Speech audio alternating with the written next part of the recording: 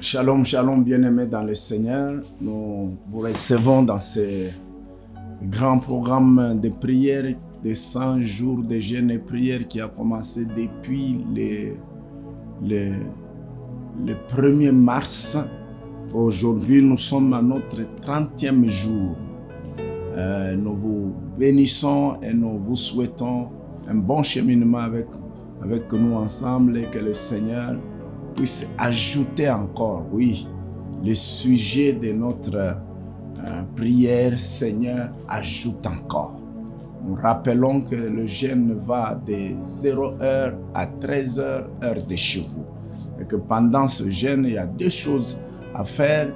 La première chose, prendre au moins 1 heure où vous êtes devant la face du Seigneur, vous priez par rapport à ce qui vous concerne conformément à l'exhortation que nous recevons. La deuxième chose, c'est que les femmes enceintes, les personnes de 3e âge et les personnes malades sous traitement prient avec nous sans observer le jeûne. Et nous qui observons le jeûne, nous avons l'autorisation de prendre soit un verre d'eau, un verre de jus, une tasse de thé ou une tasse de café.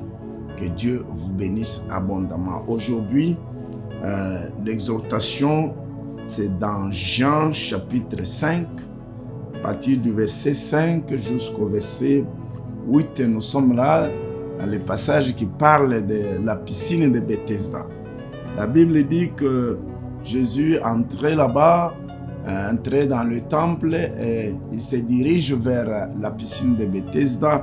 Verset 5 dit que là se trouvait un homme malade depuis 38 ans. Jésus, l'ayant vu coucher et sachant qu'il était déjà malade depuis longtemps, oh, le Seigneur sait ce qui se passe dans la vie de tout un chacun, il connaît même la durée. Depuis longtemps, lui dit, veux-tu être guéri?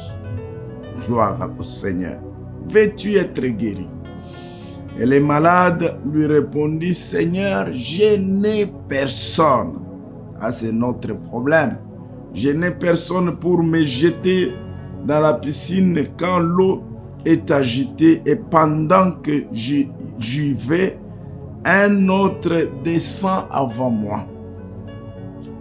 Verset 8, la Bible dit, lève-toi, lui dit Jésus, prends ton lit et marche. Je peux même ajouter le verset 9. Aussitôt cet homme fut guéri, il prit son lit et marcha.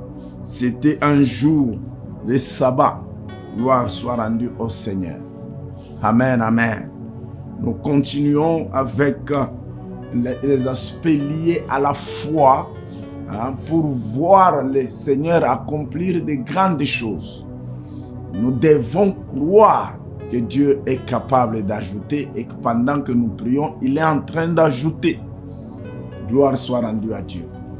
Et si c'est quelqu'un qui a un problème difficile et un problème compliqué, non seulement il était malade, mais sa maladie, c'est 38 ans. Déjà 38 ans. Lui-même s'est fatigué de sa vie. Les gens qui l'aidaient au départ se sont fatigués de lui. On l'a laissé là-bas et il n'avait plus de force. Il a tenté plusieurs fois. Parce que le nombre de fois où l'eau était ajoutée par jour ne nous a pas été livré. Il a tenté plusieurs fois et dit que j'y vais toujours en retard parce que je n'ai personne. Bien-aimé dans le Seigneur, pour que le Seigneur ajoute ce que vous lui demandez, le problème n'est pas à son niveau. Le problème est à notre niveau. Est-ce que vous croyez? Regardez ce qui affaiblissait cet homme. Au lieu de regarder là où arrivait la solution, devant l'agitation de l'eau par l'ange, mais lui comptait sur les gens. Comptait sur les gens. Je n'ai personne. Je n'ai personne. Écoute, moi-même je me l'ai dit et je dois aussi vous le dire que lorsque le Seigneur vous a créé, il n'y avait personne. Voilà pourquoi pour la solution à vos problèmes, vous n'avez pas besoin d'une personne. Vous avez besoin de Dieu lui-même. Et je sais que en vous donnant des solutions, il peut même vous transformer en canal de solutions pour les autres. Arrêtons de compter sur les gens. Croyons que celui qui nous a créés est capable. Vous savez comment il a disposé les organes au-dedans de nous. Tel organe à tel endroit pour telle fonction. Tel organe à tel endroit pour telle fonction.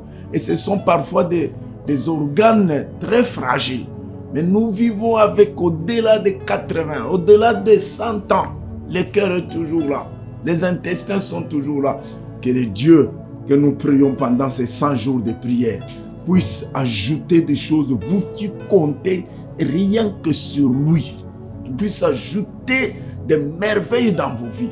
Le secret pour voir la grandeur de Dieu, c'est la foi en lui.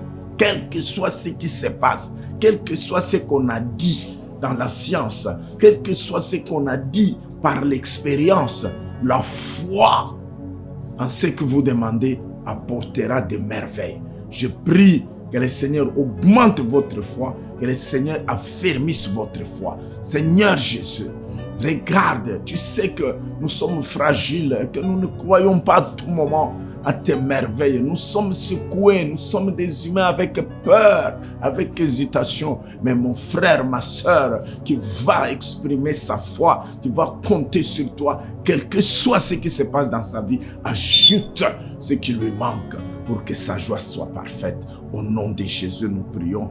Amen.